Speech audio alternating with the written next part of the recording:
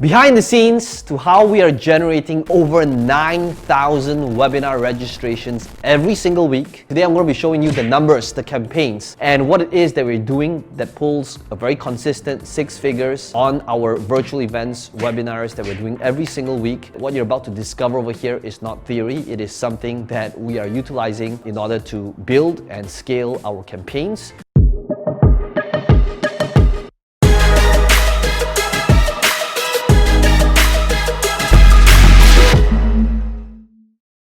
You're gonna start off with how does this webinar funnel work, why is it profitable, and why is this probably something that you want to adopt during a time like this. Now, I'm not just talking about like during this whole time of pandemic where people are fearful and staying at home. I'm talking about, first of all, I've been doing webinars and presentations and pitches, both online, offline, for a really long time. And this skill set, if you can learn, master, and implement this skill set, if you're willing to practice, this is a skill set that is going to be an extremely lucrative as well as fulfilling skill set in the online world. So what I'm going to be doing is, it's going to be tactical as well. So today you're going to see behind the scenes to how it all works. I'm going to go into my laptop right now and you're going to see the numbers. I am going to go into this actual Facebook ad campaign and you can see like this ad campaign over here, we spent about 1.6 million in this ad account. But I want to make it current, okay? So what I'm going to do is I'm just going to look at today's numbers. And as you can see over here, like today we spent 15 grand on this account, okay? So understand that what you're about to see is not theory, it's not something that I think it's good. It's literally what it is working right now, what's live. One of the things you might notice is initially when you start, you want to target like hot audiences, right? People know who you are. We'll talk about like who these audiences are. And then how do you eventually like scale? Now you'll notice that in my campaigns over here, there's a lot of cold audiences, right? People from Denmark, Ireland, Sweden, France, European countries, okay, Philippines, Malaysia, Australia. And I'm gonna walk you through the cost per result in a second and what that means. But I want you to notice, first of all, what it means by audience types. Whether you're starting out or whether you're advanced and if you're looking to scale, we must first understand like who are we targeting. So in order to first understand audience type, I'm going to go to the whiteboard next and talk about who should you target. The way you think about audiences first and the profitability of these audiences is you always want to start off by targeting who are the hot audiences. This is literally how you start off any campaign. Okay, so if you're starting out and if you have a list of buyers or leads or people that has landed on your page, so they've visited your site, this is considered a pretty hot audience. Why? Because they bought from you or they've entered their name and email somewhere, they opted in for a webinar or for some lead magnet, or perhaps they visited one of your pages. And you always want to begin with this. Okay, so this is when you can upload their emails to Facebook and Facebook will help you create an audience based upon this. Now, if you don't have this yet and if you're totally starting out, that's fine. Then the next one, the next set of audiences are people who are warm. Now, who are the people that's warm? They would be people that might be engaged. How do you tell if they're engaged? If they liked, commented, or shared your stuff, they are an audience who might know who you are.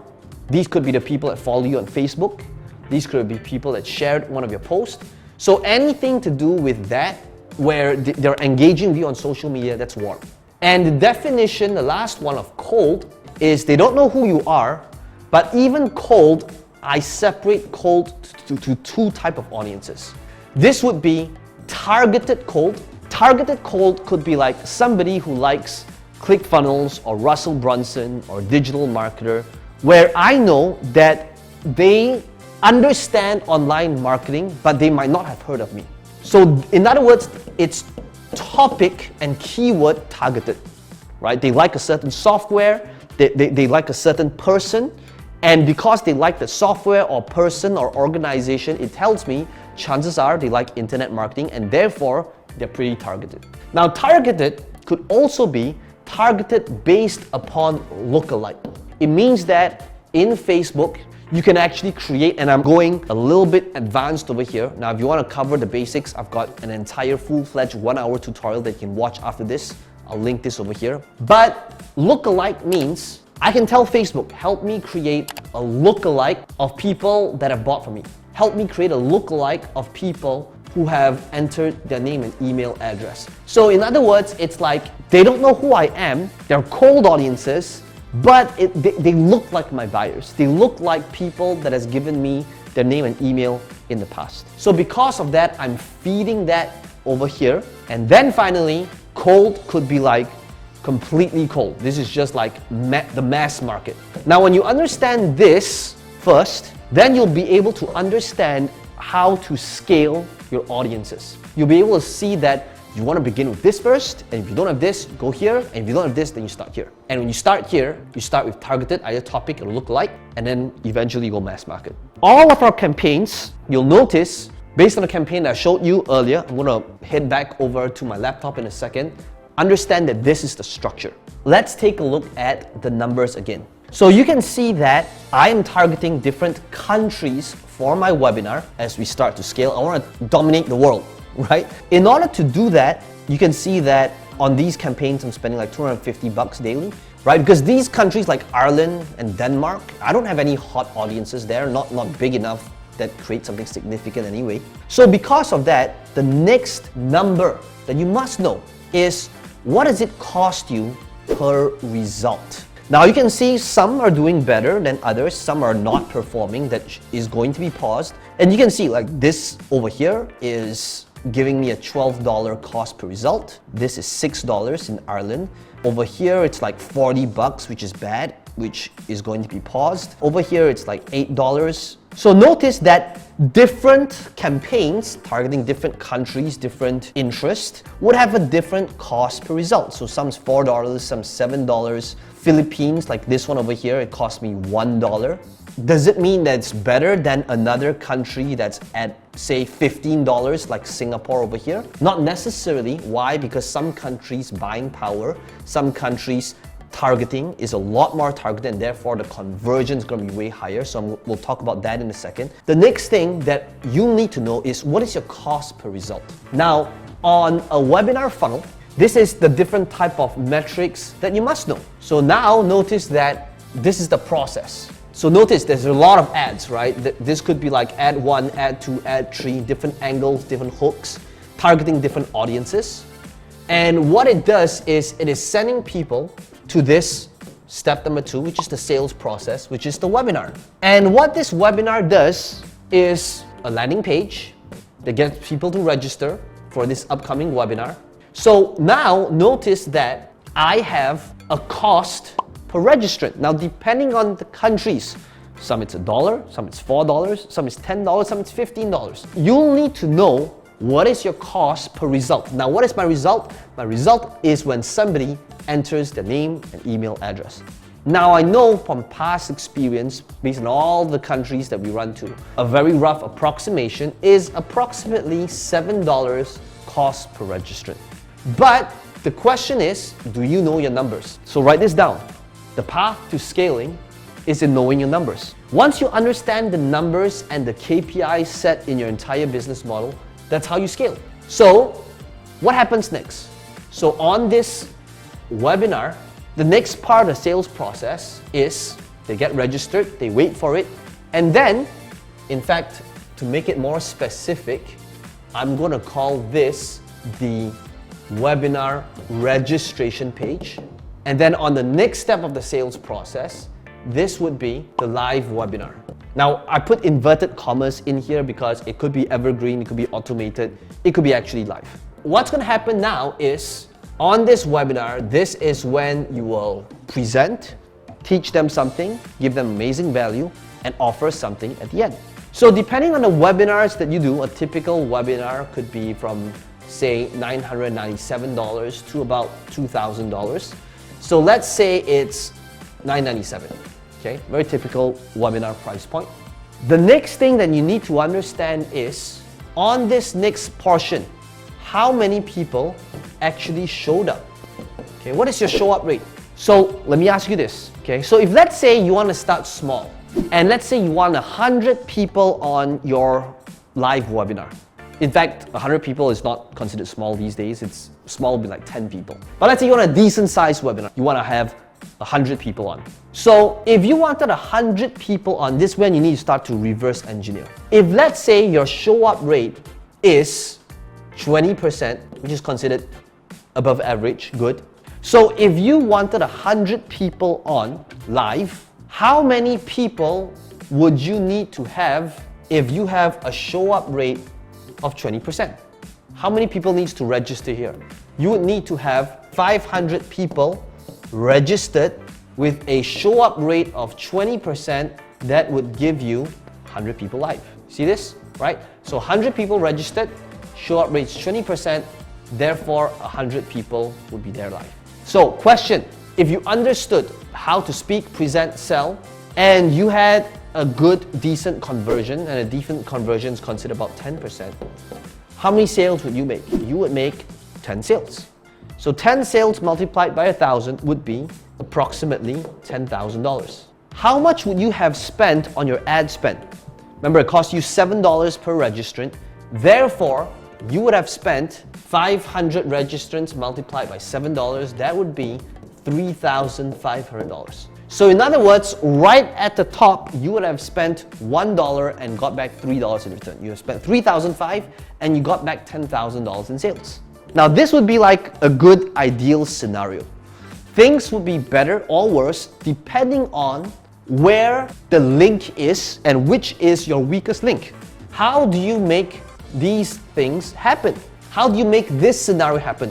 How is it that we can, like every single week, get over 9,000 people registered for our webinars? It is because we can scale our campaigns with full confidence. Why did we spend like $15,000 today? Which, by the way, I would spend more, but right now the cap in this ad account is $15,000. Like I know on this account, for every $1 we're spending, we are getting back about $3.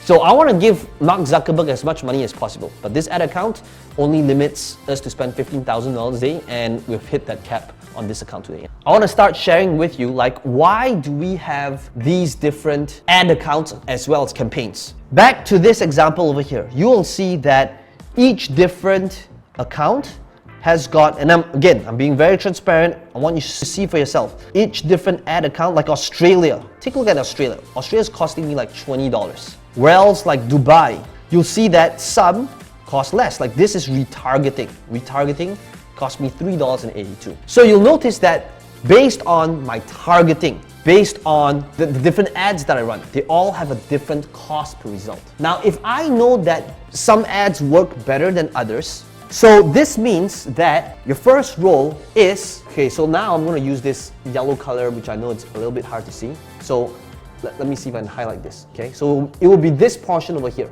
Now this first portion over here, what is this? Your ads and your targeting. This is basically like what I talked about earlier. If you are targeting cold audiences, you don't just go mass market, you make it keyword related. The question you gotta ask yourself is, are my ads interesting? Or is it like the typical ad that is dry, boring, or cheesy? How can I make it shareable? How can I have a better pattern interrupt? How can I have a better choice of image? So number one is to drive down my cost per click, right? CPC. How much you pay per click will decrease depending on your targeting, depending on your retargeting, depending on how your ad is written, whether it's interesting, whether it's dry, whether it's boring, whether it sucks, right? So your goal here is to drive down your cost per click. Number two, the second thing to work on is over here, your landing page. How can you increase your registration rate? Increasing your registration rate is what's mentioned on your page. Is there a great promise? Okay, so write that down. Is there a great promise that makes them want to sign up? Is there a bribe? That's right, I said it. There's two bribes usually. Okay, you can bribe them for showing up early. Like for me, I could say, like our webinars are always full, and if you want to make it live, you gotta show up early. It's more of a consequence. But the second type of bribe would be, if you stay till the end, we will give you this thing, this checklist, this lead magnet, this free ebook, this free template, this free swipe file, this free download. So what you're working on is you're increasing the registration rate, which brings us to number three. Number three of the process would be the show up rate. How can you increase the show up rate? How can you make it so that when people register for this date, number one, they remember and they actually show up? So this would be your email sequence. Do you have an email sequence in place? Like for us, we even get their phone numbers and there's an automated text that goes out.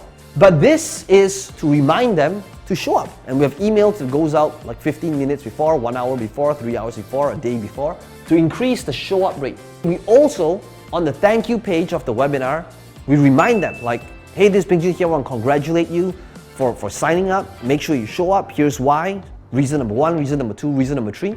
All of that is to increase the show up rate. So understand that as I'm going through this, these are all the moving pieces that you need to work on in order to have a webinar that is well oiled. And what a webinar funnel is probably one of the most lucrative funnels out there.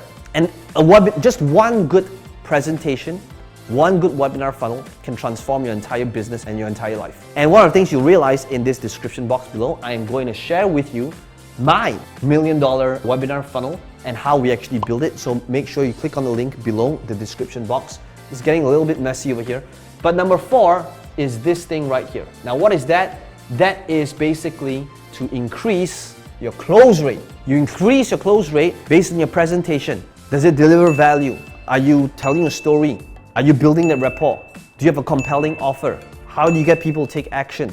Is there urgency and scarcity? By the way, be sure to watch my other video on skills to pay the bills. I have an entire playlist, but one of the videos is literally me walking you through the entire script on how to pitch, present, close, have your audience hanging on every word. Make sure you watch that video and other related videos that I've put out there. Finally, number 5 is working on what happens after, right? Leveraging the event. This could be like the replay sequence, the follow-up process, what you do with the lead after. Remember, these people that opted in, like over 9,000 leads every single week on my webinar funnel, guess what? If you treated them right, if you continue to bring value, continue to build that relationship, they might not buy now, but as long as they got great value, they might buy in future. So that's basically how do you follow up? Is there a follow-up funnel? Is there a sequence after that? Are you continuing that relationship? So literally, these are the 5 things that you want to work on in order to make a webinar funnel great. And this is how we have scaled very, very consistently this one funnel on doing webinars. And this is why you want to be working on this skill set. Because when you are working on this skill set, you realize that one webinar a week will keep the debt collector away. I know a lot of businesses where their entire business has been saved because of the webinar funnel. And if you take the time to learn and master and deploy this skill set, you'll be able to see why you'll be able to do it for yourself as well. And I hope that this video, by showing you behind the scenes to what it is that we're doing, has given you the inspiration. In fact, I'm going to tease you a little bit over here. First of all, let me know in the comments, like, what is stopping you from implementing this? Like, just watching this, like, what do you feel you need help on? Let me know in the comments below. I'm going to create videos based on what you want. So let me know in the comments below, what would you like to see more? What do you feel is stopping you from taking action, from implementing? Let me know what your biggest takeaway is. We're giving away $100 just for commenting, and we'll be selecting winners based on how fast you comment, the quality of comment, by random. So let me know in the comments below. And as always, make sure you smash the like button. It does help the channel out a little bit. And subscribe to this channel for more videos just like this one.